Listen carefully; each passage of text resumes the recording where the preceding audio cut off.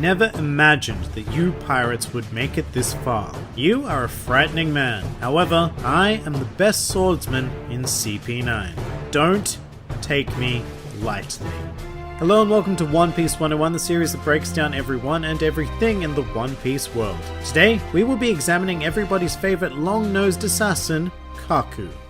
Kaku is a very honest, hard-working and fun-loving character, or at least that's how he is introduced to us during the Water 7 arc. Apart from his strangely rectangular nose, Kaku's most immediately defining trait is that despite the fact that he is a mere 23 years old, he speaks like an old Japanese man, using terms like washi, meaning I, rather than ore or even watashi, meaning the same thing, but modern. Kaku is exceptionally intelligent and was able to become a master shipbuilder of Dock 1 in the prestigious company Galela over a mere 5 years. In this capacity, Kaku was the shipwright assigned to evaluate the condition of the Going Merry when the Straw Hats approached Galela in order to repair their vessel, and as a result he was the character who delivered the heartbreaking news that Merry was unrepairable due to its broken keel and would have no chance of reaching the next island in the Grand Line. However, as alluded to, Kaku's life as a shipwright is in fact a clever ruse, as he was actually a member of a world government cell known as Cypherpol 9. The agents contained within this cell were all specialists in a vast array of disciplines, which were generally applied to missions of espionage or assassination. In this particular case, Kaku was sent to infiltrate Water 7 with 3 other members of CP9, in order to obtain the blueprints for the ancient weapon Pluton, which was suspected to be held by the mayor of Water 7, Iceberg. As part of this task, Kaku had a pivotal role in facing off against and falsely incriminating the Straw Hats for the attempted assassination of Iceberg. This mission eventually culminated in the betrayal of the Galela Company to obtain a set of blueprints held by Iceberg, which turned out to be fake. Having revealed themselves, the agents then adjourned to the sea train, traveling back to the island of Enies Lobby, having captured Nico, Robin, and Frankie. As a member of CP9, Kaku is a master of all 6 Rokushiki techniques, but he particularly favors the use of Rankyaku, which makes perfect sense because Kaku also happens to be a very proficient swordsman. He uses 2 blades in each hand as well as his legs to perform Rankyaku, making Kaku a patron of Yon Toru, meaning 4-sword style. Or at least this was the case prior to his return to Enies Lobby. Upon his return, Kaku was offered a devil fruit, and although he seemed reluctant to consume it at first, he did eventually eat it after some encouragement from Rob Lucci. And it just so happened that the devil fruit he ate was the Ushi Ushi no Mi model giraffe. This fruit is a fantastic Zoan type that gives the user the ability to transform into a giraffe, as well as a giraffe-human hybrid, which seems both hilarious and ridiculous at first. In fact, this was pointed out on numerous occasions by fellow CP9 member Jabra, who could not stop laughing when he first saw Kaku in giraffe form. And this revealed a nice little detail about Kaku's personality, which is that he gets embarrassed rather easily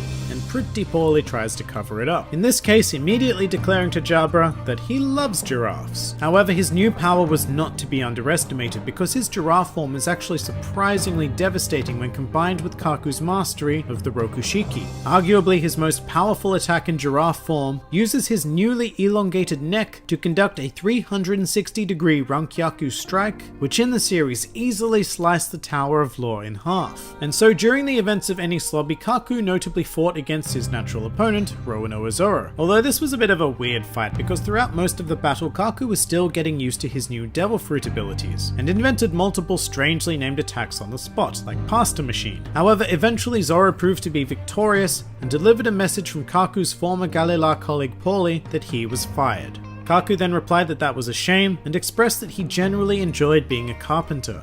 Zoro then jokingly tried to soothe Kaku by saying that he could always work in a zoo. Kaku would then remain out of action for the rest of the Enies Lobby arc, however he did pop up again during the CP9 Incident Report cover story. This story generally follows CP9 doing some rather mundane things like Kaku using his giraffe form as a children's slide to raise money for Rob Lucci's medical bills. However, the agents do eventually sail to their homeland and see a new generation of CP9 being trained. The cover story ends with CP9 defeating the Marines who were sent to capture them, and an ominous warning being sent to their former director Spandam that they are coming for him next. And this is the last official appearance of Kaku in the series thus far. However, it is heavily implied that after the time skip, he has become a member of CP0, a Cypherpol cell directly under the control of the World Nobles. Kaku was never physically seen in the manga, however his distinctive old man speech patterns do pop up when Rob Lucci was speaking to somebody over a Den Den Mushi. so it's pretty safe to assume that it's Kaku.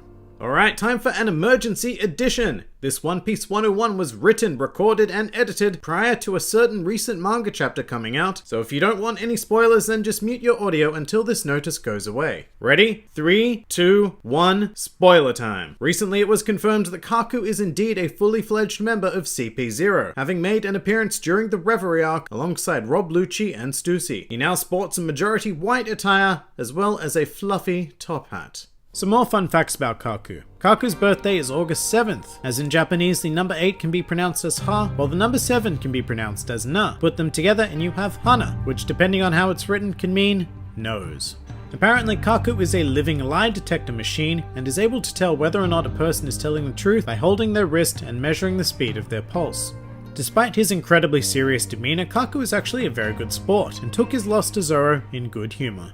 To match Kaku's old-timey style of talking in the English dub, Funimation often have Kaku say old-fashioned expressions like 2 shakes of a lamb's tail and one of my personal favorite words, skedaddle.